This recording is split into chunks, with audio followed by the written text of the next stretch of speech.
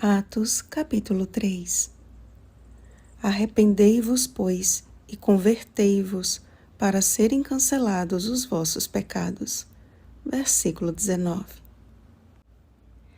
Em determinado momento de seu ministério terrestre, Jesus enviou seus discípulos de 2 em 2, instruindo-os acerca de como deveriam proceder e do que deveriam realizar.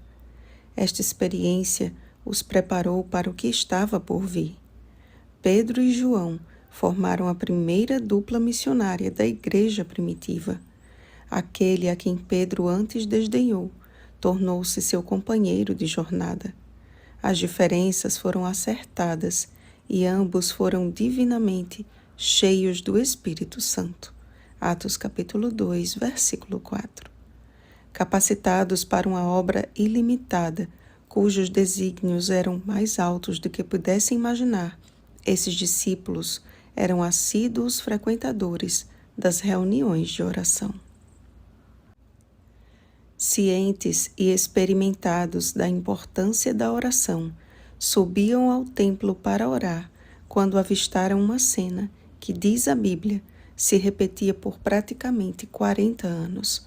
Atos capítulo 4, versículo 22. Um homem, coxo de nascença, sendo colocado em uma das portas do templo para pedir esmolas aos que entravam.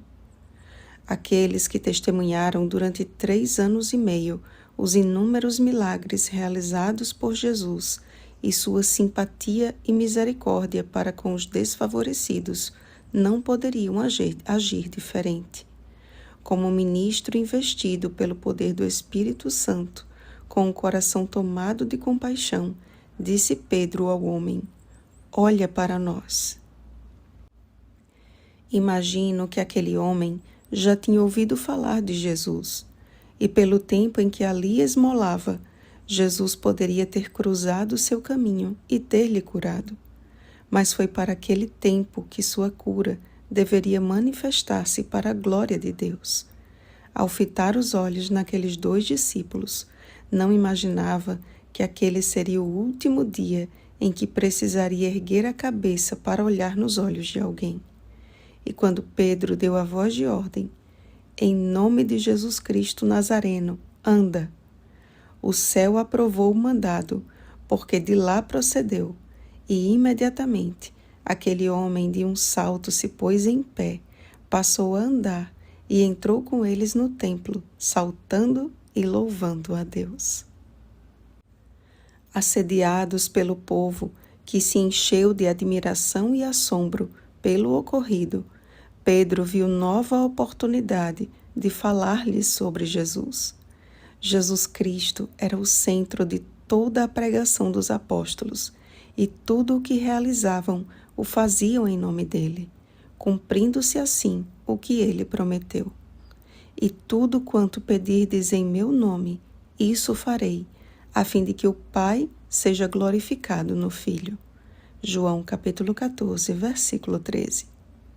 Pedro logo tratou de esclarecer o que havia acontecido, de que não foi por obra humana a realização daquele milagre, mas pela fé em o nome de Jesus é que esse mesmo nome fortaleceu aquele homem.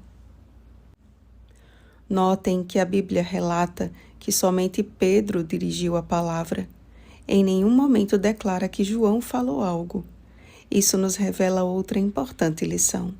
Os dons do Espírito são diferentes, mas podem ser perfeitamente combinados. Pedro, incontestavelmente, possuía o dom da oratória, mas quando vamos às cartas de João, ao livro do Apocalipse e ao próprio Evangelho de João, que acabamos de estudar, percebemos que sua personalidade pacífica e mansa lhe rendeu a maior longevidade dentre os discípulos e o privilégio de ver o seu Senhor em glória, sendo eleito para escrever a revelação de Jesus Cristo. Apocalipse capítulo 1, versículo 1. Escreve, porque estas palavras são fiéis e verdadeiras.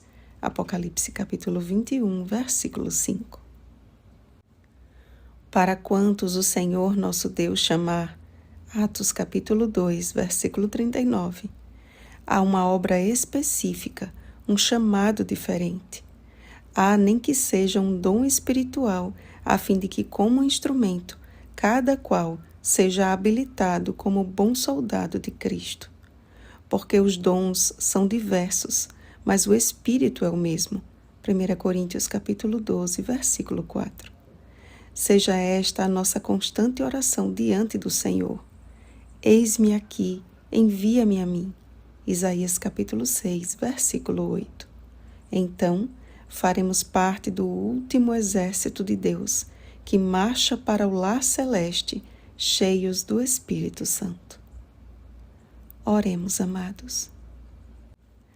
Santo Deus, os teus discípulos foram forjados na oração, tanto pública como particular.